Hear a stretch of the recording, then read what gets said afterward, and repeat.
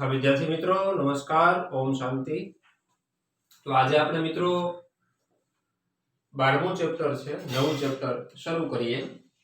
તો 12મા ચેપ્ટરનું ટાઇટલ છે ખનિજ પોષણ એટલે કે મિનરલ ન્યુટ્રિશન।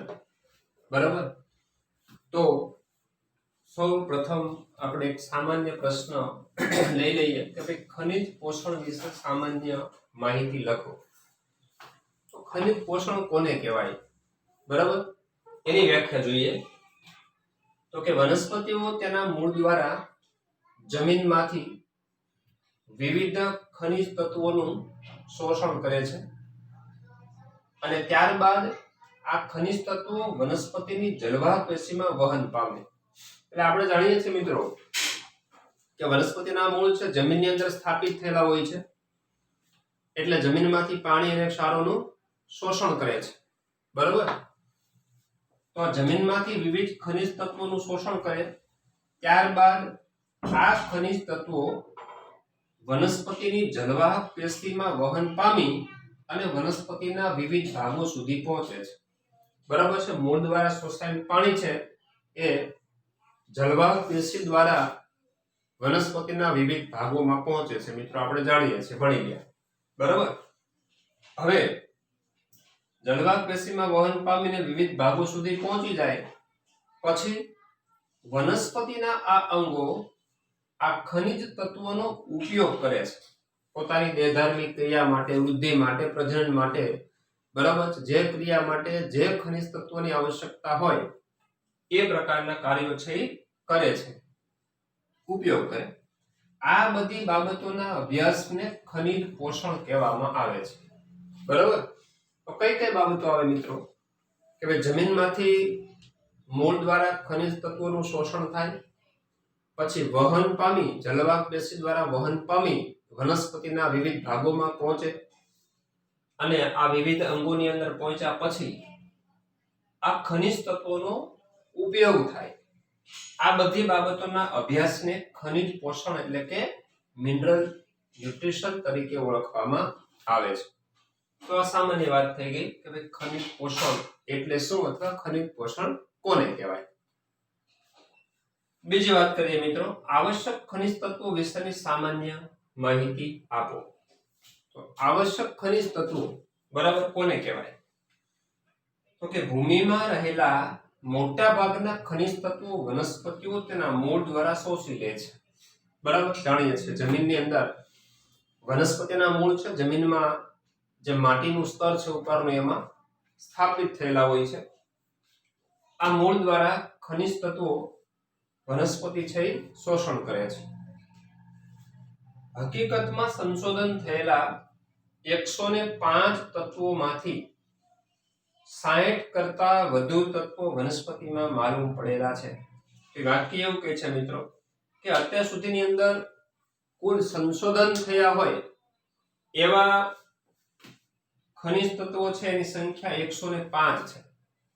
એમાંથી 60 કરતા વધુ તત્વો વનસ્પતિમાં માલુમ પડ્યા છે। એટલે કે વૈજ્ઞાનિકોએ અભ્યાસ પરથી એવું તારણ કાઢ્યું કે વનસ્પતિના કોષોમાં 60 કરતા વધારે ખનિજ તત્વો છે એ હાજર છે અને સંશોધન થયેલા કુલ કેટલા છે? 105। બરાબર। તો સંશોધન થયેલા 105 તત્વોમાંથી વનસ્પતિના કોષોમાં 60 કરતા વધુ તત્વો તો મિત્રો હાજર છે। બરાબર। કેટલીક વનસ્પતિની જાતિઓમાં સેલેનિયમ જેની સંજ્ઞા છે Se તથા કેટલીક વનસ્પતિમાં સોનું જેની સંજ્ઞા છે Au। બરાબર છે। Au સોનું છે મિત્રો, એનું લેટિન નામ છે ઓરમ, AURUM, અને ઓરમ ઉપરથી બરાબર ઓરમ ઉપરથી સોનાની જે સંજ્ઞા છે એ પડેલી છે Au। સોનું એટલે ઓરમ જેવી ધાતુઓ પણ જોવા મળે છે। તો મિત્રો હકીકતે આ સોનું છે, સેલેનિયમ છે, બરાબર, કિંમતી ધાતુ છે સોનું છે। તો આવી ધાતુઓ પણ વનસ્પતિની કેટલીક જાતિઓમાં માલુમ પડેલી છે। ઉપરાંત ન્યુક્લિયર પરીક્ષણ સ્થળોની આસપાસ એટલે કે જે સ્થાને ન્યુક્લિયર પરીક્ષણ થતું હોય બરાબર એવા સ્થાનોની આસપાસ ઉગતી વનસ્પતિઓમાં સ્ટ્રોન્સિયમ જેની સંજ્ઞા છે Sr જેવા તત્વો પણ હોય છે. તો એ વાક્ય એવું કહે છે કે ન્યુક્લિયર પરીક્ષણ જે સ્થળોએ થતું હોય ન્યુક્લિયર પરીક્ષણના અમુક ચોક્કસ સ્થાનો હોય છે એ સ્થાને આવા ન્યુક્લિયર પરીક્ષણના પ્રયોગો છે એ વૈજ્ઞાનિકો દ્વારા થતા હોય છે. તો એની આસપાસનો વિસ્તાર હોય એમાં જે વનસ્પતિ ઉગી નીકળતી હોય બરાબર તો આ ન્યુક્લિયર પરીક્ષણ કરવા માટે આ સ્ટ્રોન્સિયમ છે વપરાય છે બરાબર. તો સ્ટ્રોન્સિયમ છે એ વપરાતું હોય તો એને આજુબાજુના વિસ્તારમાં કેટલા વિસ્તારમાં બરાબર છે એ ફેલાતું હોય છે અને જમીનમાં સ્થાપિત થતું હોય છે અને આજુબાજુની વનસ્પતિ જે હોય એના મૂળ જ્યારે પાણીનું શોષણ કરે ત્યારે આવા તત્વો પણ એમની સાથે ભળેલા હોય છે એટલે એ વનસ્પતિના ભાગ બને છે અને વનસ્પતિમાં બરાબર સ્ટ્રોન્સિયમ જેવા ખનિજ તત્વો પણ માલુમ પડે છે. તો સેલેનિયમ, ઓરમ એટલે કે સોનું અને આ સ્ટ્રોન્સિયમ આવા ખનિજ તત્વો પણ કેટલીક વનસ્પતિમાં જોવા મળે છે. વનસ્પતિમાં ખનિજ તત્વોનું ન્યૂનતમ સંકેન્દ્રણ બરાબર ન્યૂનતમ ઓછામાં ઓછું સંકેન્દ્રણ અથવા ન્યૂનતમ સાંદ્રતા કેટલી હોય તો કે 10⁻⁸ ગ્રામ પ્રતિ મિલી બરાબર 10⁻⁸ ગ્રામ પ્રતિ ml જેટલી ન્યૂનતમ સાંદ્રતા અથવા ન્યૂનતમ સંકેન્દ્રણ બરાબર છે વનસ્પતિમાં હોય છે. આગળ મિત્રો નવા પ્રશ્નો ઉપર જઈએ. અગત્યનો પ્રશ્ન છે કે ભાઈ ખનિજ તત્વોની આવશ્યકતા માટેના માપદંડો જણાવો બરાબર. તો ખનિજ તત્વોની આવશ્યકતા માટેના માપદંડ જોઈએ આપણે. કોઈ પણ તત્વની આવશ્યકતાના માપદંડ નીચે પ્રમાણે છે. તેમાં પહેલો પોઈન્ટ છે આવશ્યક તત્વ વનસ્પતિની સામાન્ય વૃદ્ધિ અને પ્રજનન માટે તદ્દન આવશ્યક હોવું જોઈએ. મિત્રો આવશ્યકતા એટલે શું? આવશ્યકતા એટલે જરૂરિયાત બરાબર કે જેની વગર ન ચાલે. જેની વગર ન ચાલે એ એક આવશ્યક બાબત થઈ. તો વનસ્પતિમાં તત્વની બાબતમાં વૈજ્ઞાનિકોનો અભ્યાસ એવું કહે છે કે ભાઈ અમુક તત્વ છે વનસ્પતિને જોઈએ જ એના વગર ચાલે જ નહીં બરાબર છે. તો આવશ્યક તત્વ વનસ્પતિની સામાન્ય વૃદ્ધિ અને પ્રજનન માટે તદ્દન આવશ્યક હોવું જોઈએ. હવે માની લો કે વૃદ્ધિ માટે જવાબદાર તત્વ છે એ વનસ્પતિને પ્રાપ્ત થતું નથી તો સ્વાભાવિક છે કે વનસ્પતિની વૃદ્ધિ છે એ અટકી જાય છે, પ્રજનનની ક્રિયા છે એ અટકી જાય છે. તો વૃદ્ધિ અને પ્રજનન માટે જે આવશ્યક તત્વ છે એ વનસ્પતિને પ્રાપ્ત થવું જ જોઈએ બરાબર. આ પહેલો પોઈન્ટ. સેકન્ડ પોઈન્ટ છે આ તત્વની ગેરહાજરીમાં વનસ્પતિ તેનું જીવન ચક્ર પૂર્ણ ન કરી શકે. હવે જે આવશ્યક તત્વની આપણે વાત કરી બરાબર. હવે એની ગેરહાજરીમાં કોઈ તત્વની જરૂર છે પણ વનસ્પતિને પ્રાપ્ત થતું નથી તો વનસ્પતિ તેનું જીવન ચક્ર પૂર્ણ ન કરી શકે કે બીજ ઉત્પન્ન ન કરી શકે. વનસ્પતિને પોતાના જીવન પૂર્ણ કરવા માટે, વૃદ્ધિ વિકાસ માટે, પ્રજનન માટે, યોગ્ય દેહધાર્મિક ક્રિયા માટે એ તત્વ પ્રાપ્ત થવું જ જોઈએ બરાબર. અને જો આ તત્વની ગેરહાજરીમાં વનસ્પતિનું જીવન પૂર્ણ ન કરી શકે બરાબર અને બીજ ઉત્પન્ન કરી શકે નહીં. હવે બીજ ઉત્પન્ન ન કરી શકે તો એનો અર્થ સ્પષ્ટ છે. બીજ છે મિત્રો વનસ્પતિની નવી પેઢી છે, નવી સંતતિ છે. વનસ્પતિ બીજ ઉત્પન્ન કરી શકે તો જ એની નવી પેઢીનું નિર્માણ થઈ શકે બરાબર. તો જે તે તત્વની ગેરહાજરીમાં વનસ્પતિ પ્રજનનની ક્રિયા અટકાવી શકે તો જ પોતાના બીજ ઉત્પન્ન ન કરી શકે, નવી પેઢી ઉત્પન્ન કરવા માટે સક્ષમ બને નહીં. ત્રીજો પોઈન્ટ જોઈએ. તત્વની આવશ્યકતા વિશિષ્ટ હોવી જોઈએ. કેવી? વિશિષ્ટ હોવી જોઈએ અને તેને કોઈ અન્ય તત્વથી પ્રસ્થાપિત કરી શકાય નહીં. એટલે કે કોઈ એક તત્વની જરૂરિયાત હોય તો એ જ તત્વ મળવું જોઈએ એમ, એના બદલે બીજું તત્વ મળે તો ન ચાલે, બરાબર. જે તે તત્વની આવશ્યકતા વનસ્પતિને જે સમયે જે અંગમાં જે કાર્ય માટે છે એ જ તત્વ એને પ્રાપ્ત થવું જોઈએ, બરાબર. અન્ય તત્વોથી પ્રતિસ્થાપિત કરી શકાય નહીં, બરાબર. એટલે કે કોઈ એક તત્વની જરૂરિયાત હોય એ નથી પ્રાપ્ત થતું તો એના બદલે બીજું તત્વ મળી જાય, વધારે મળી જાય તો વનસ્પતિનું કામ થઈ જાય એવું બની શકે નહીં, બરાબર. એટલે કે આનો અર્થ એવો થાય, એટલે કે એક તત્વના વિકલ્પે વનસ્પતિ અન્ય તત્વથી ચલાવી શકે નહીં. એટલે કે જે તત્વની જરૂરિયાત છે એ જ તત્વ મળવું જોઈએ, બરાબર છે. એના સ્થાને વનસ્પતિને જો બીજું તત્વ મળે, હા, તો વનસ્પતિ ચલાવી શકે નહીં. દાખલા તરીકે, બરાબર, એક ઉદાહરણ આપણે સમજીએ.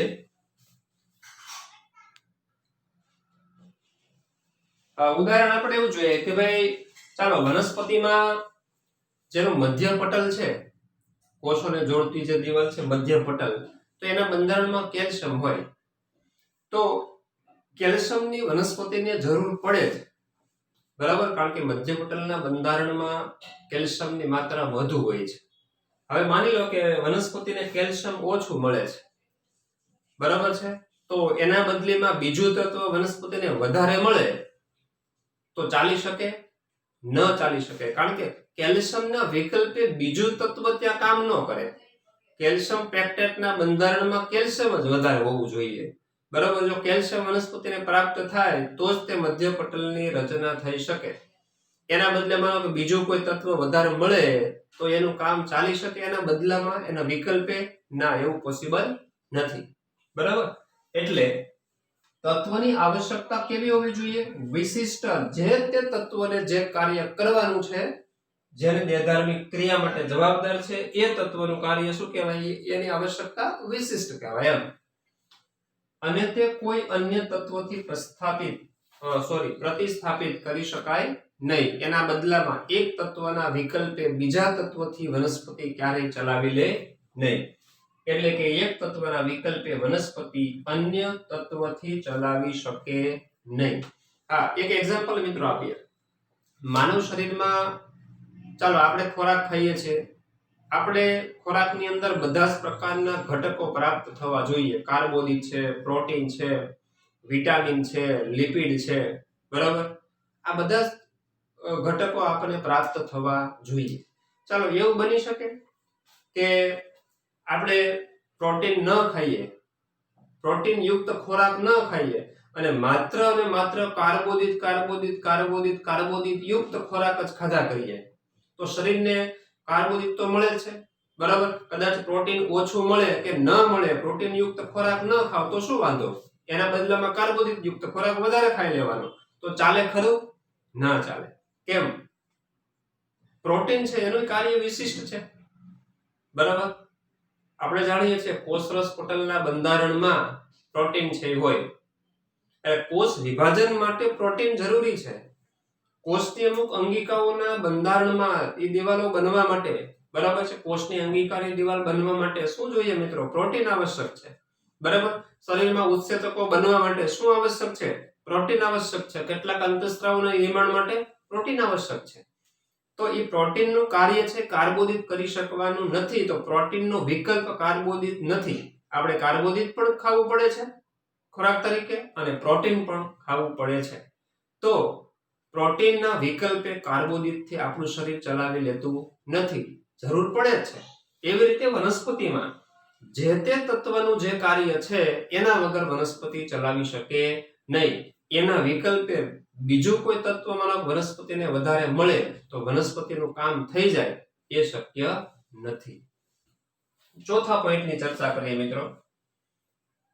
આવશ્યક તત્વો વનસ્પતિની ચયાપચયની ક્રિયામાં સીધું જ ભાગ લેતું હોવું જોઈએ.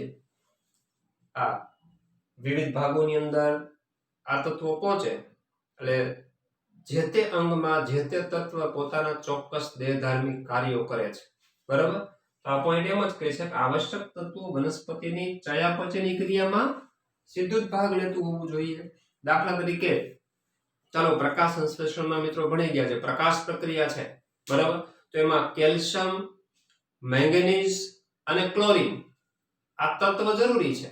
તો એ સીધા જ ચયાપચયમાં ભાગ લે છે, કેલ્શિયમ, મેંગેનીઝ અને ક્લોરીન, બરાબર. એ વગર પ્રકાશ પ્રક્રિયા છે ન થઈ શકે. તો એ સીધા ચયાપચયમાં ભાગ લે છે, દેહધાર્મિક ક્રિયામાં ભાગ લે છે. અને તેની આવશ્યકતાની માત્રા નિર્ધારિત હોવી જોઈએ. આવશ્યકતાની માત્રા એટલે એનું પ્રમાણ, જે તે તત્વનું ચોક્કસ પ્રમાણ છે નિર્ધારિત હોવું જોઈએ. એટલે કે અમુક ચોક્કસ માત્રામાં, ચોક્કસ પ્રમાણમાં ગમે તેટલા મળે, વધારે મળે, ઓછા મળે તો ચાલી જાય એમ નહીં. ચોક્કસ માત્રામાં જ એનું પ્રમાણ છે હોવું જોઈએ. મતલબ કે એની આવશ્યકતાની માત્રા છે નિર્ધારિત હોવી જોઈએ. તો મિત્રો આ ચાર બાબતો છે એ ખનિજ તત્વની આવશ્યકતા માટેના માપદંડો છે. ઓકે, આગળ વધીએ. હવે પછીનો ટોપિક આવે છે મિત્રો જથ્થાને આધારે ખનિજ તત્વોના પ્રકાર, બરાબર. જથ્થાને આધારે ખનિજ તત્વોના પ્રકાર. તો મુખ્યત્વે જથ્થાને આધારે બે પ્રકાર પડે છે, એક ગુરુ પોષક તત્વો અને બીજું છે લઘુ પોષક તત્વો.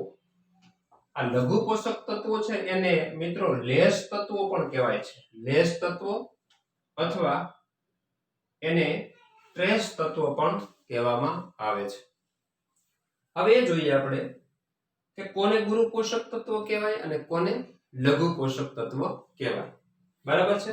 શબ્દ ઉપરથી સીધો જ આપણે અર્થ કરીએ તો ગુરુ પોષક તત્વો જેની જરૂરિયાત વનસ્પતિને વધારે હોય, એટલે કે આનું પ્રમાણ વધારે જોઈએ, અને લઘુ પોષક તત્વ છે એ ઓછા જોઈએ, એનું પ્રમાણ છે એ ઓછું હોય, બરાબર. પણ કેટલું એમ તો જો પેશીઓમાં ગુરુ પોષક તત્વોની વાત કરીએ છીએ, પેશીઓમાં શુષ્ક પદાર્થના 10 મિલીમોલ પ્રતિ કિલોગ્રામ થી વધારે, શુષ્ક પદાર્થના 10 મિલીમોલ પ્રતિ કિલોગ્રામ એટલે કે 1 કિલોગ્રામ દીઠ 10 મિલીમોલ થી વધારે હોવું જોઈએ તો એને ગુરુ પોષક તત્વ કહેવાય, એટલું પ્રમાણ હોય તો. હવે આનો અર્થ એમ થાય કે ભાઈ શુષ્ક વજનના 1 ગ્રામ વજન દીઠ 1 થી 10 મિલીગ્રામ, બરાબર. એટલે 1 ગ્રામ શુષ્ક વજન હોય, વનસ્પતિના જથ્થાનું 1 ગ્રામ શુષ્ક વજન માના નિર્જળ વજન, તો 1 ગ્રામ નિર્જળ વજન એટલે કે શુષ્ક વજન દીઠ કેટલું જોઈએ? 1 થી 10 મિલીગ્રામ પ્રમાણ જોઈએ તો એવા તત્વને ગુરુ પોષક તત્વ કહેવાય, બરાબર. ઉદાહરણ જોઈએ આપણે. દાખલા તરીકે કાર્બન, હાઇડ્રોજન, ઓક્સિજન, નાઇટ્રોજન, પછી પોટેશિયમ, ફોસ્ફરસ, સલ્ફર, કેલ્શિયમ અને મેગ્નેશિયમ.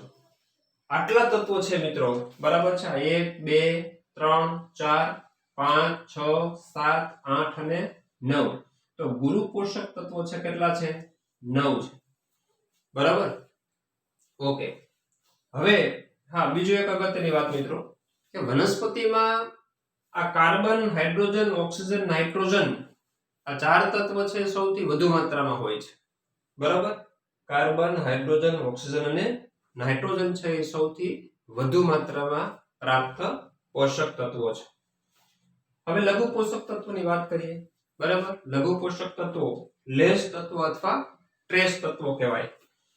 તે વજનના વનસ્પતિના શુષ્ક વજનના 10 મિલીમોલ પ્રતિ કિલોગ્રામ થી ઓછું હોય. ગુરુ પોષક તત્વ છે 10 મિલીમોલ પ્રતિ કિલોગ્રામ થી વધારે હોય અને 10 મિલીમોલ પ્રતિ કિલોગ્રામ થી ઓછું હોય, એટલે કે શુષ્ક વજનના 1 ગ્રામ દીઠ 0.1 મિલીગ્રામ કે તેનાથી ઓછું જોઈએ. તો ખૂબ જ ઓછી માત્રા થઈ, બરાબર છે. શુષ્ક વજનનું 1 ગ્રામ વજન હોય તો 1 ગ્રામ દીઠ 0.1 મિલીગ્રામ કે તેનાથી પણ ઓછા જોઈએ. આવા તત્વને લઘુ પોષક તત્વ કહેવાય છે. આ લઘુ પોષક તત્વનું ઉદાહરણ જોઈએ મિત્રો. Fe માના આયર્ન, પછી મેંગેનીઝ, Zn એટલે કે zinc, copper, boron, molybdenum, chlorine અને નિકલ, બરાબર. ફરીથી રિપીટ કરું છું, ઉદાહરણ ખાસ અગત્યના છે મિત્રો, બરાબર. એમસીક્યુ માટે ખૂબ જ અગત્યનો ટોપિક છે. Iron, manganese, zinc, copper, boron, molybdenum, chlorine અને નિકલ. તો આ કેટલા તત્વો થશે? લઘુ પોષક તત્વો 1 2 3 4 5 6 7 અને 8.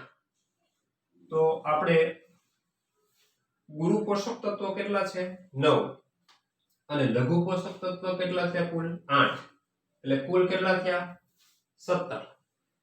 હવે આ 17 તત્વો તો મિત્રો વનસ્પતિને ખૂબ જ જરૂરી છે જ, બરાબર. પણ આ ઉપરાંત છેલ્લે વાત કરી લખ્યું છે આ 17 આવશ્યક તત્વો, બરાબર છે. 17 આવશ્યક તત્વો એટલે 9 ગુરુ પોષક તત્વો અને 8 છે લઘુ પોષક તત્વો. આ ઉપરાંત સોડિયમ, બરાબર છે, પછી સિલિકોન, કોબાલ્ટ, સેલેનિયમ જેવા લાભદાયી તત્વો ઉચ્ચ કક્ષાની વનસ્પતિમાં આવશ્યક છે, બરાબર છે. તો સોડિયમ, બરાબર છે, સિલિકોન, કોબાલ્ટ, Se મતલબ સેલેનિયમ, આવા બધા લાભદાયી તત્વો પણ ઉચ્ચ કક્ષાની વનસ્પતિમાં આવશ્યક છે. હવે આ ટોપિક છે મિત્રો, બરાબર, એમસીક્યુ માટે ખૂબ જ અગત્યનો છે. આમાંથી અવારનવાર, બરાબર, પરીક્ષાની અંદર એમસીક્યુ પૂછાતા હોય છે. ઉદાહરણ તરીકે પ્રશ્ન એવો પૂછી શકાય કે ભાઈ નીચેના આવશ્યક તત્વોમાંથી ગુરુ પોષક તત્વ કયા છે અથવા તો લઘુ પોષક તત્વ કયા છે? તો 2-3 ની જોડમાં 2-3 ઉદાહરણ પણ પૂછવું હોય અથવા ઓપ્શન તરીકે કોઈ સિંગલ પોષક તત્વ પણ દર્શાવેલું હોય અને 2-3 પોષક તત્વો પણ દર્શાવેલા હોય છે, બરાબર. તો આ પ્રશ્નને સરળતાથી સમજવા માટે, બરાબર, કે ભાઈ એનો કોઈ પણ પ્રશ્ન પૂછાય લઘુ પોષક તત્વ કે ગુરુ પોષક તત્વમાંથી એમસીક્યુ આવે તો બહુ સરળતાથી ટ્રેસ કરી શકાય છે આ પ્રશ્નને, બરાબર. એક જ બાબત તમારે યાદ રાખવાની કે ભાઈ ગુરુ પોષક તત્વ છે carbon, hydrogen, oxygen, nitrogen, phosphorus, potassium, phosphorus, sulphur, calcium અને મેગ્નેશિયમ. આટલાને તમે યાદ રાખી શકો છો, બરાબર, ઇઝીલી. તો લઘુ પોષક તત્વ છે એ ઓટોમેટિક યાદ રહી જાય છે, બરાબર, ઓપ્શન પ્રમાણે. તો આ બધા ઉદાહરણ છે એમસી માટે ખાસ અગત્યના છે, યાદ રાખવાના છે, બરાબર. તો મિત્રો આજના લેક્ચરમાં આટલું જ છે. નવા લેક્ચર સાથે ફરી મળીશું. નમસ્કાર. ઓમ શાંતિ.